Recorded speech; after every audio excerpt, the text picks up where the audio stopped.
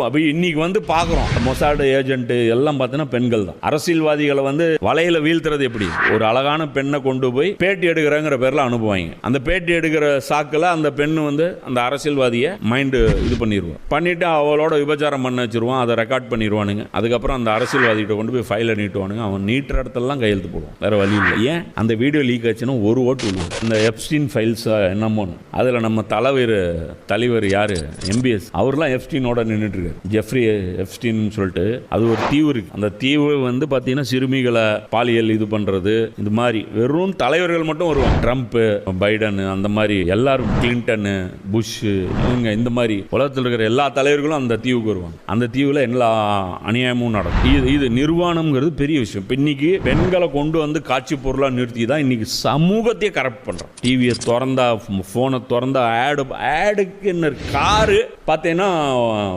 முழுது கால் தெரிகிற மாதிரி ஒரு ட்ரெஸ்ஸை போட்டுட்டு பெண்ணு நிற்கிறான். அந்த காருக்கும் அந்த பெண்ணுக்கு என்ன சம்பந்தம்? அந்த பெண்ணை பார்த்தா தான் காரை பார்ப்பான்னு அவனுக்கு தெரியும். பெண்ணை பார்க்க கார் தெரியும். ஒரு சென்ட் விளம்பரம், அதில் எதுக்கு பெண்களை கொண்டு வரும்? இது அடித்தா நல்ல ஸ்மெல் வரும்னு சொல்ல வேண்டியதானே? அது இல்லை, பெண்கள்லாம் அவன் பின்னாடி போயிடும். கேவலம் அவங்கள பலியாடாக்குறாங்க. நிர்வாணம் சாதாரண பிரச்சனை இல்லை, குளோபல் பிரச்சனை இது. அதனால தான் இப்போ குரானில் அல்லாஹ் பாரு, அது மோஸ்ட் இப்லீஸோட நம்மளை மெயினாக எந்தெந்த விஷயத்தில் இப்லீஸ் நம்மளை வேட்டையாடுவோம் அதுதான் அல்லாஹ் அட்ரஸ் பண்ற விஷயம். அது அவர்களை நிர்வாணப்படுத்துவது, இதுதான் மேட்டர். இது ஃபர்ஸ்ட் விஷயம். நிர்வாணப்படுத்தி இன்னைக்கு உலகத்துல காட்சி. இன்னைக்கு அந்த பெண்களுக்கு பேர் என்ன? நிர்வாணமா வெளியே நிக்கிற பெண்களுக்கு அவங்களுக்கு பேர் என்ன? Bolt women.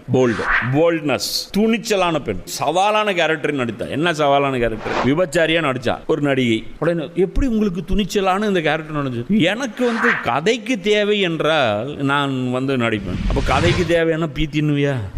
அந்த மாதிரி கதை வந்து டைரக்டர் எழுதிட்டாரு. அவன் டைரக்டர் என்ன கதை? என்ன வேதமா? வேதத்திலே இறங்கிச்சு கதை. பைத்தியக்காரனாய் 4 பேர் தண்ணி போட்டு உட்காந்து ரூம்ல டிஸ்கஸ் பண்ணி மப்புல எழுதுறது தான் கதை, சினிமா கதை. அது பேர் ஸ்டோரி டிஸ்கஷன். என்ன இருக்கிற தரங்கட்ட 4 பேர் உட்காந்து போதை போட்டு எப்படி எல்லாம் சீனு வைக்கலாம் அப்படின்னு சொல்லி வைக்கிறது தான் கதை. கதைக்கு தேவைன்னா இவங்கெல்லாம் கிழிப்பான். இப்லீஸுடைய வலிமையான ஆயுதத்தில் எது? நிர்வாணம் வந்து மோஸ்ட் இம்பார்ட்டன்ட் ஆயுதம்.